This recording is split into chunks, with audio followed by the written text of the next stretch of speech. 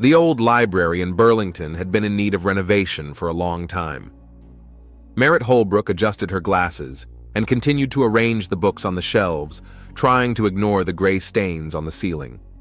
Outside the window, the typical October Vermont rain drizzled, turning the fallen leaves into a golden mess. At 28, Merritt felt much older. Her job as a librarian, to which she'd devoted the last 6 years, offered peace and stability, but it killed any hope of something more. In the evenings, she returned to her rented apartment, where she was greeted only by her tricolored cat Penny, and spent hours reading novels or watching soap operas. That evening, nestled with her laptop on the worn couch, she mindlessly scrolled through her Facebook feed. Penny purred nearby, occasionally poking her face into the screen. Suddenly, Merritt's gaze locked on an unusual post in the Letters to Prisoners group. Aiden Crosby, 35 years old, serving time in a maximum security prison, was looking for pen pals. His picture was eye-catching, the hard look of brown eyes, the correct facial features, the slight half-smile. Usually Merritt passed by posts like this, but something in Aiden's words made her stop. He was writing about literature, quoting Hemingway, talking about redemption and second life. For the first time in a long time, she felt excitement. "Hi, I'm Merritt. I work in a library, love Hemingway. Interested in your post?" She rewrote the short message several times before she decided to send it. The reply came 2 days later. Aiden wrote imaginatively and deeply, talking about his life before his incarceration, his remorse for the robbery he'd committed, his dreams of starting over. Each of his letters was a small work of art. Talia Reed, Merritt's best friend since high school, upon learning of the correspondence, was horrified. "Are you out of your mind? He's a criminal! Who knows what's on his mind?" she exclaimed over a cup of coffee at their favorite coffee shop. But Merritt no longer heard the voice of reason. Every day she rushed home to check her messages. It was as if Aiden saw right through her, understood her fears and dreams. He wrote about the stars he could see from the prison yard, about the books he read in the library, about how he imagined their meeting. By late fall, Merritt realized she was falling in love. She began to imagine Aiden getting out, how they would start a new life. His letters hinted at deeper feelings. "You have become my ray of light in this gray reality," he wrote, and Merritt's heart melted with each word. It was a snowy winter in Vermont. Merritt spent evenings writing long letters, which she now sent not only on Facebook, but also by regular mail. Aiden's handwriting, sprawling and confident, had become as familiar to her as her own. In February, she decided to go on her first date. The prison greeted her with gray walls and the indifferent stares of the guards. Merritt nervously rubbed her visitor's pass as she was led through the long corridors to the visiting room. Aiden was even more handsome than he looked in the photos. His prison uniform couldn't hide his statuesque figure, and his eyes had the same warm fire in them that she'd felt in every letter he'd written. They talked for the full 2 hours. Aiden talked about his childhood in Minnesota, about working as an auto mechanic, about how one wrong move had landed him in jail. "I understand if you don't want to see me again," he said at the end of the meeting, but Merritt already knew she'd be back. She returned every weekend, driving 3 hours to and from the prison. In the spring, during another date, Aiden took her hand. "I know I have no right to ask, but will you marry me?" Merritt said yes without hesitation. Her parents refused to come to the ceremony, and Talia, for the first time in their years of friendship, didn't speak to her for an entire week. The wedding took place in the prison chapel, a small room with hard pews and a single stained glass window. Merritt wore a simple white dress bought at the mall. Aiden was allowed to wear a clean uniform and polished shoes. The priest, accustomed to such ceremonies, quickly performed the rite. The warden and the prison social worker were witnesses. After the ceremony, they were allowed to spend 4 hours in a special room for conjugal visits. The room resembled a cheap motel, a bed, a table, 2 chairs, and a small barred window. But to Merritt, it was a palace. They talked about the future, about the house they'd buy when Aiden got out, about the children they wanted to have. "I don't deserve to be this happy," Aiden whispered, kissing her fingers. Merritt wrapped her arms around him, feeling his heart beating. In that moment, all doubt seemed silly and distant. In the evening, she returned to her apartment, where only Penny was waiting for her. A simple gold ring glistened on her ring finger, the only jewelry allowed by prison rules. Talia still called, her voice sounding worried. "I still love you, even if I think you're crazy." Now every weekend, Merritt traveled to her husband's house. She brought books they discussed, told him the news, made plans. On weekdays, she wrote letters and counted the days until their next meeting. Aiden was gentle and attentive, interested in every detail of her life, supported all endeavors. In the library, colleagues whispered behind her back, but Merritt didn't care. She felt like the heroine of a novel, special, different from the others. Every time she walked through the prison gates, she repeated to herself that their love was stronger than any obstacle. Merritt realized she was pregnant in the early fall. The test showed 2 stripes, and she sat on the edge of the bathtub for a long time, unable to believe her happiness. Her and Aiden's wish for a child had come true after one of their rare authorized dates. She decided to break the news to her husband in person. Aiden cried when he heard, for the first time in Merritt's memory. He kissed her hands across the table in the visiting room, ignoring the disapproving glances of the guard. Pregnancy wasn't easy. Merritt was nauseous in the mornings and struggled to do her work at the library. Talia, despite their differences, came over to help with chores. "I still think you're making a mistake," her friend said, "but it's not the baby's fault." Her belly grew, and Merritt thought more and more about the future. She moved into a bigger apartment and started to organize the nursery. Aiden sent her drawings from prison for the baby's future room. He had an unexpected talent for drawing. In the 7th month, they learned it was going to be a boy. "Let's name him Finn," Aiden suggested, "in honor of my grandfather." Merritt agreed. The name seemed special, like their love story. Labor began unexpectedly, 2 weeks before her due date. Talia drove her to the hospital in the middle of the night. 12 hours later, little Finn was born, a tiny curl of dark hair and a surprisingly serious look in his eyes. Aiden wasn't allowed to see his son until a month later. Merritt would never forget that day, how her husband's hands trembled when he first held Finn, how gently he kissed the tiny fingers, how he whispered something tender and incoherent. "He looks just like you," Aiden said, never taking his eyes off his son. There was pride in his voice and the underlying pain of not being able to be there every day. Finn was growing up to be a quiet child.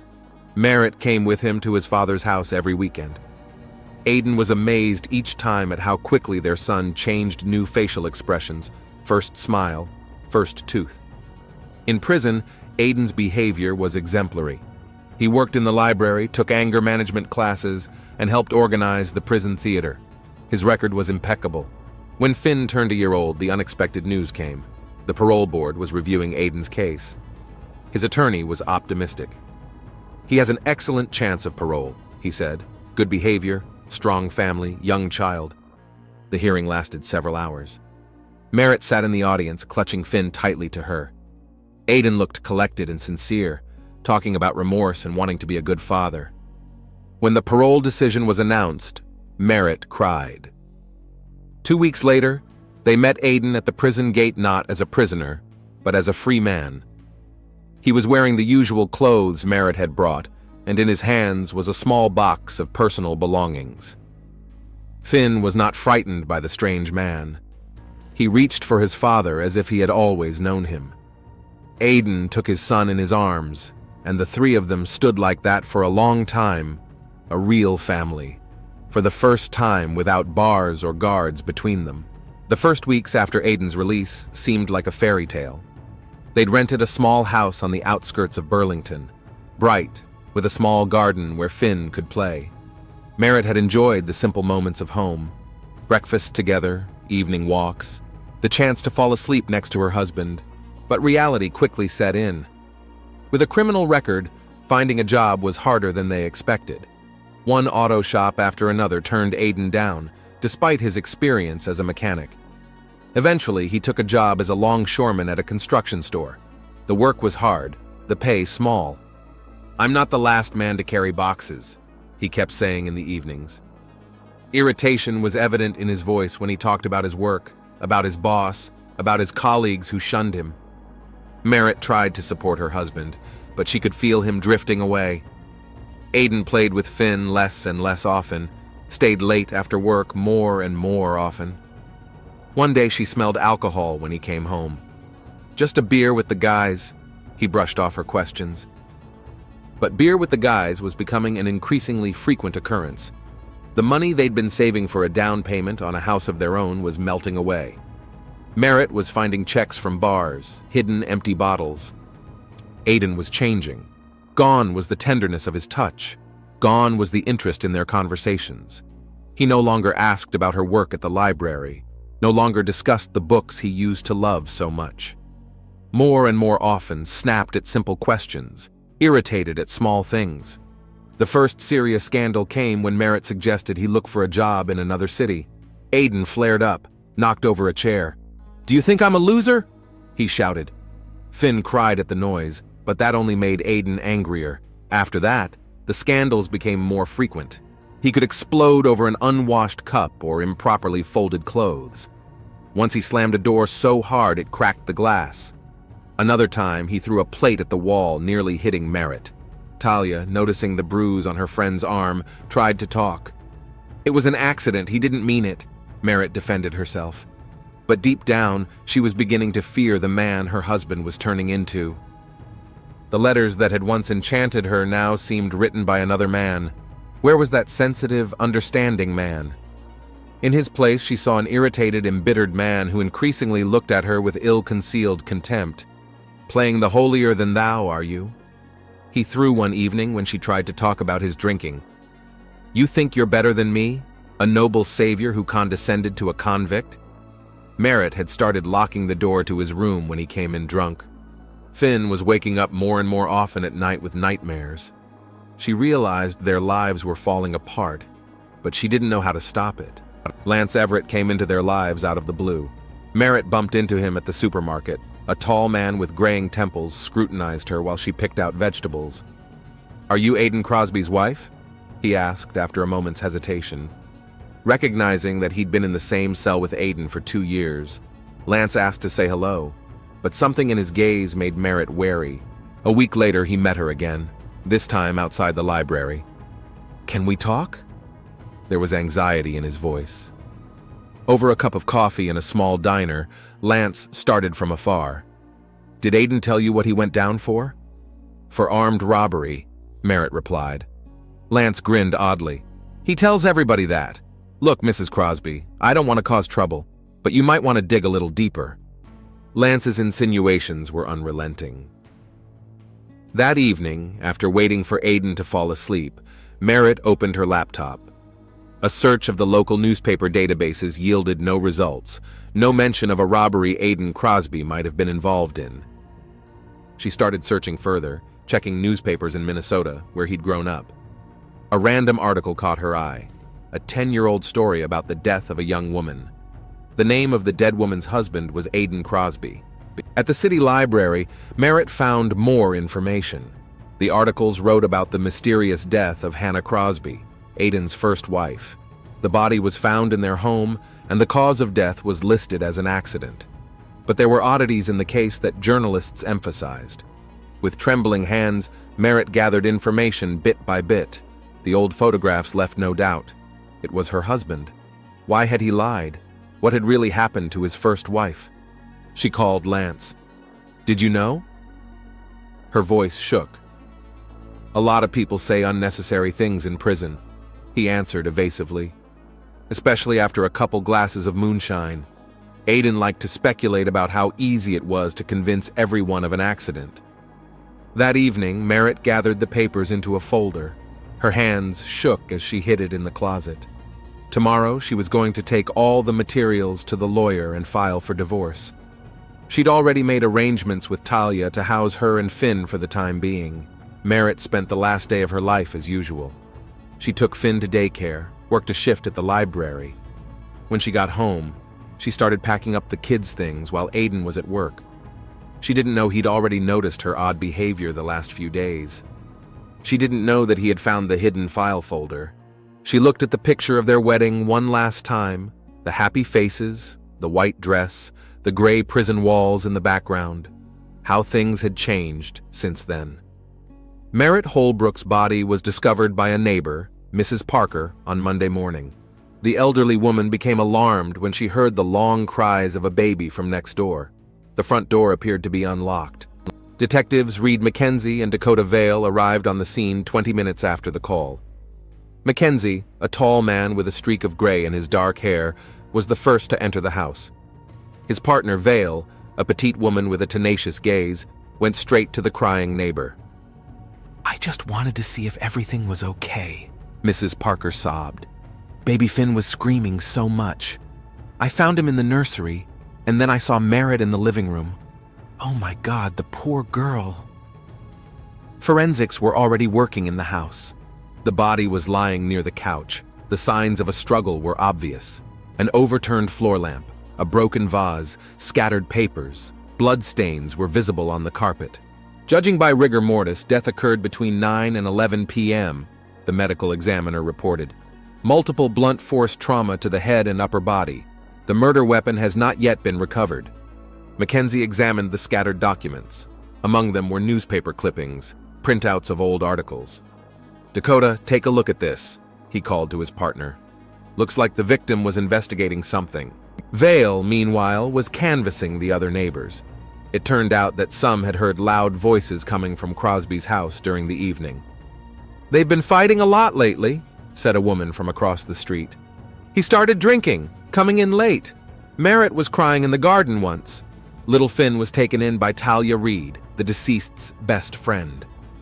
"I warned her," she sobbed. "Told her not to get involved with a criminal. She wouldn't listen, believed love would change everything." Aiden Crosby turned up later that evening, phoned the police himself, claimed he'd spent the night at a friend's house after a booze binge. He was taken in for questioning, but there was no direct evidence. Forensics worked methodically. They took prints, collected hair and fiber samples, photographed every inch of the crime scene. They paid special attention to the kitchen, where they found traces of recent cleaning. Someone had thoroughly scrubbed the sink and floor, Vale observed. Professional habit or an attempt to hide evidence. In the bedroom, they discovered a hiding place. In the closet, behind the shoeboxes, there lay a folder of Merritt's collected materials. She was preparing for a divorce, Mackenzie surmised, looking through the documents, and dug up something serious about her husband's past. By the evening of the first day of the investigation, the detectives had a lot of questions piling up. Why was the front door unlocked? Where had the murder weapon gone? What did the strange scratches on the windowsill mean? And most importantly, where was Aiden Crosby at the time of the murder? "We have theories," Vale summarized, closing her notebook. "Now we need to find proof." The house was sealed off. Tired forensic techs stacked their equipment. Mackenzie took one last look around the living room where Merritt's body had been back in the morning. On the mantelpiece was their wedding photo, the happy couple against the prison walls. The detective division office smelled of coffee and paper dust. Mackenzie and Vale had been studying Aiden Crosby's case file for the third hour. A request to the prison archives had yielded a voluminous folder of documents. "Odd," Vale muttered, looking over the inmates' character references. "Exemplary behavior, participating in all the rehabilitation programs, working in the library, even organized a drama club." Mackenzie hummed. "Classic manipulator, knows how to impress the system." Detectives traced Lance Everett to Merritt's cell phone records. The last call was made to him a few hours before the murder. His name was also mentioned frequently in her diary, which was found among the documents. In the entries, she described their meeting at the supermarket and the subsequent conversations that led her to launch her own investigation. When detectives ran his name through the database, it turned out that he had indeed served time in the same prison as Aiden and had even shared a cell with him for nearly 2 years. Lance Everett agreed to meet the detectives at a small cafe near his work. He was nervous, constantly looking around. "I tried to warn her," he began when Vale turned on the recorder. "But how do you explain to a woman who only sees what she wants to see? Aiden has a knack for charm. Everyone in prison thought he was a model prisoner." "Tell me about his behavior behind bars," Mackenzie asked. On the outside, he was perfect, but there were moments. He could talk for hours about his first wife, how she didn't understand him, how she ruined everything with her mistrust. The detectives looked at each other. The story was beginning to take shape into a familiar pattern. The archives had turned up some old photographs. Aiden's first wife, Hannah, looked remarkably like Merritt, the same soft features, the same blonde hair, and the same story. They met by correspondence while he was in prison, married in prison. It turns out he used the same script, Vale said thoughtfully. Found lonely, gullible women, charmed them with letters, created the image of a repentant sinner. By evening, they had two nearly identical stories on their desk: a romantic correspondence, a wedding behind bars, the birth of a child, and then the dramatic change in behavior after release, the aggression, the alcohol. We should talk to the first wife's family, Mackenzie decided. Maybe they noticed something important back then, 10 years ago. Lance added another detail before leaving. You know what always surprised me? He never talked about the future. All his stories were about the past, about what had already happened. It was like he didn't believe there could be any other future. The detectives stayed up late studying the documents. Each new detail confirmed their suspicions. They weren't dealing with a random outbreak of violence, but an elaborate scenario. He's not just a killer, Vale summarized. He's a director who puts on the same play over and over again, and each time he finds a new actress to play the lead. In the detective division office, the wall was hung with photos and notes. Two timelines, the death of Hannah Crosby 10 years ago and the murder of Merritt Holbrook, were arranged parallel to each other. Look! Mackenzie drove his finger along the timeline. Both stories started with hookups. He found women through social media, posed as a repentant criminal. Then the prison wedding, the baby, the release. Vale studied the financial records. In both cases, the victims had savings. Hannah sold the house before she died. Merritt withdrew a large sum from her account a week before the murder. There were medical reports on the table. The pathologist found similarities in the nature of the injuries. Both Hannah and Merritt had died from multiple blows to the head. In both cases, no murder weapon had been found. Here's what's interesting. Vale laid out the new documents. After Hannah died, her child was left with her grandmother. Aiden didn't even try to contest custody. He just disappeared, showed up in another state under a slightly changed last name. Detectives checked Aiden's bank accounts. Hannah's money was spent on gambling and alcohol. Merritt's savings were gone, too. Recent transactions pointed to local bars and casinos. He never planned for a long family life, Mackenzie said thoughtfully. All those letters, the wedding, the baby, just a way to gain access to the victim's money and her trust. Witness testimony supported the theory. Hannah's neighbors recalled the same problems: aggressive behavior, drinking, constant demands for money. History repeated itself with frightening accuracy.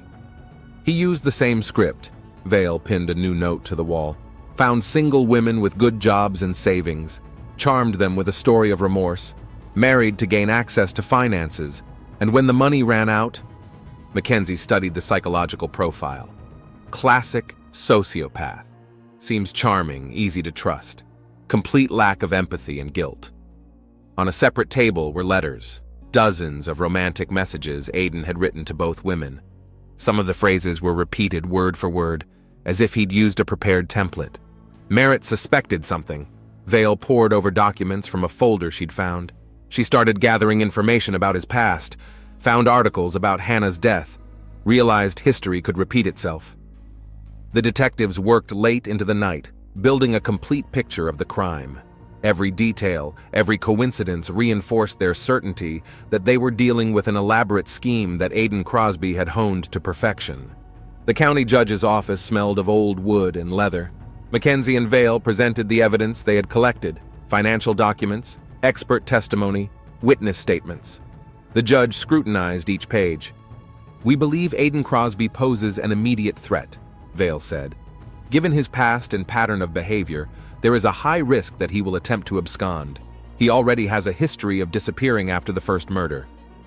The judge studied the case file, methodically flipping through the pages. Mackenzie tapped his fingers impatiently on the arm of his chair. Every minute of delay increased the suspect's chances of evading justice. Does it say here that he's already been detained for questioning? The judge clarified, adjusting his glasses. Yes, Your Honor, Mackenzie replied. Crosby claims he was drinking with friends the night of the murder, but his alibi doesn't hold up. None of the people he named saw him that night. Vale added, what's more, the house shows signs of having been thoroughly cleaned. Someone was trying to clean up traces of blood. Microparticles matching the victim's blood type were found on the kitchen floor. And where do you think the murder weapon went? Not found yet, but the nature of the injuries indicate a heavy blunt object, possibly a tire iron or a pipe. The perpetrator could have easily disposed of it on the way out. The judge went over the medical examiner's report one more time, compared it to the crime scene photos. On his desk was an impressive stack of documents, the result of painstaking work by the investigative team. The first murder is mentioned here. The judge tapped his finger on the folder. The Hannah Crosby case. Why was it closed as an accident? Different state, different investigators, Mackenzie explained. Crosby competently played the grief-stricken husband. Plus, back then, the police had no information about his manipulative behavior, the prison marriage scheme. And now there's direct evidence of his involvement in Merritt Holbrook's death. Vale spread the new documents out on the table. In addition to physical evidence, we have motive. The victim found out about his past, was preparing to file for divorce. A folder was found in the house with materials she'd collected about the death of his first wife. Crosby couldn't let it go public. Silence hung in the office. The judge took off his glasses, wiped them with a handkerchief. The detectives waited for a decision, realizing that every minute counted. Finally, he reached for the stamp. The justification is sufficient. You'll have the arrest warrant in 15 minutes. Exiting the courthouse, the detectives went straight to the car. The arrest team was already waiting for the signal. Mackenzie was checking his body armor when his phone rang.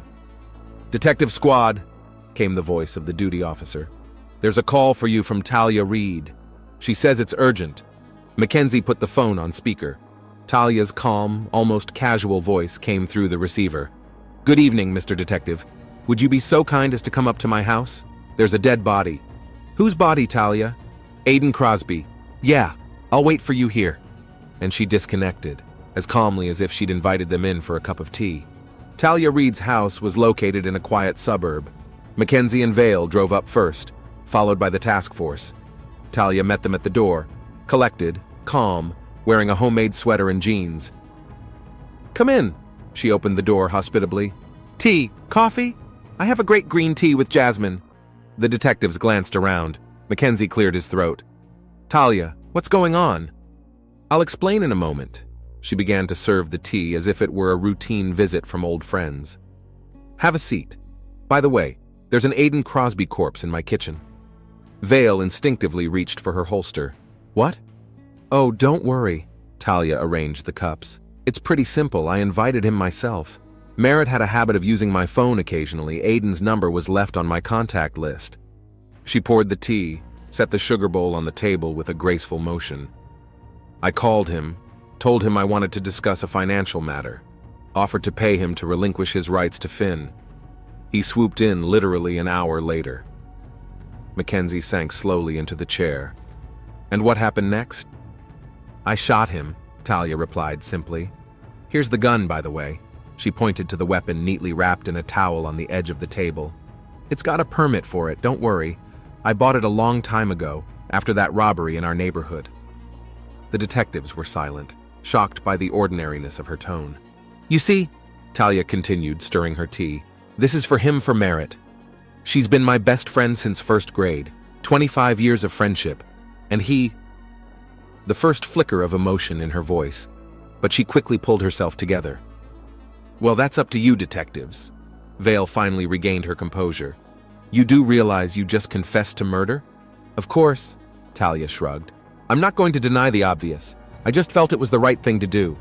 Finn's safe now, and that. Man won't hurt anyone else." Mackenzie stared at the frail woman calmly drinking tea next to the body of her best friend's killer and couldn't escape the strange feeling that justice had taken a most unexpected form in this story. "You'll have to come with us," he finally pronounced. Of course. Talia carefully compiled the cups onto the tray. I'll just call my mom to pick Finn up from daycare. I'm his legal guardian now, you know. Merritt has all the paperwork ready, like she sensed. Only the desk lamp was lit in the detective division office. Mackenzie and Vale sat across from each other, the Talia Reid case file lying on the desk between them. The law is clear. Mackenzie rubbed the bridge of his nose. Premeditated murder, premeditated conspiracy with herself. She lured him in and shot him. Yeah, there's more than enough evidence. Vale looked out the window. A confession, a murder weapon, a clear motive. 20 years at least. They were silent for a moment. Then Mackenzie asked quietly, "And humanly speaking?" "Humanly?" Vale shook her head. "You know, in 15 years on the job, this is the first time I don't want to take a case to court. This woman protected her godson from a monster, avenged her friend, did what we couldn't do. We could talk to the prosecutor," Mackenzie said slowly. "Make it look like self-defense. Crosby had a history of violence, documentation of the first murder, aggressive behavior. You think it'll work? It has to. Otherwise..." He didn't finish the sentence. Vale nodded. "Otherwise it won't be justice, just the letter of the law." They sat in the office until morning, rewriting the report, building a theory that could save Talia from jail. Because sometimes justice is more important than the law. After lengthy consultations with the district attorney, Mackenzie and Vale presented the case in a special way. Their report stated that Aiden Crosby, upon learning of Talia Reid's intention to take her son away, broke into her home and threatened her. During the resulting confrontation, Talia, fearing for her life, was forced to use a registered firearm. The prosecutor, after reviewing the prior murder case file and Crosby's history of violent behavior, agreed with this interpretation of events. The case was presented to the grand jury as a case of self-defense. In the courtroom, Talia remained calm and collected. Her attorney skillfully emphasized Aiden's history of violence, his manipulative behavior, and his criminal past. One by one, witnesses recounted his aggression, his drinking, his threats against Merritt. Miss Reid wasn't just defending herself, the attorney said in closing arguments. She was defending the memory of her best friend and the future of a little boy. The jury deliberated for less than an hour. The verdict was unanimous, not guilty. Applause erupted in the room, which the judge quickly suppressed. The detectives were present at every session. When it was over, Vale approached Talia. "How's Finn?" "Growing up." A soft smile appeared on Talia's face for the first time ever. "Goes to kindergarten. Loves books, just like Mom. The psychologist says the trauma is gradually smoothing out. He looks a lot like Merritt." 5 years passed. Mackenzie occasionally saw them in town, a thin woman and a dark-haired boy. They often visited the very library where Merritt had once worked. Finn grew up a calm, smiling child, loved to read, and dreamed of becoming a writer. Talia devoted herself to raising her godson. She moved him to a new home, away from the scene of the tragedy, put him in a good school. In his room hung a picture of a young, blonde-haired woman. She was smiling, holding a book. The Aiden Crosby case files were closed at the archives, but the police department long remembered the story, not as a triumph of justice, but as a triumph of that higher justice that sometimes takes the most unexpected forms. Every year on Merritt's birthday, Talia and Finn brought flowers to her grave. The boy grew up not knowing the truth about his father. For him, there was only the story of his mom, who loved books and could see the good in people, and about Aunt Talia, who became a second mother to him, protecting him from the dark secrets that were forever in the past.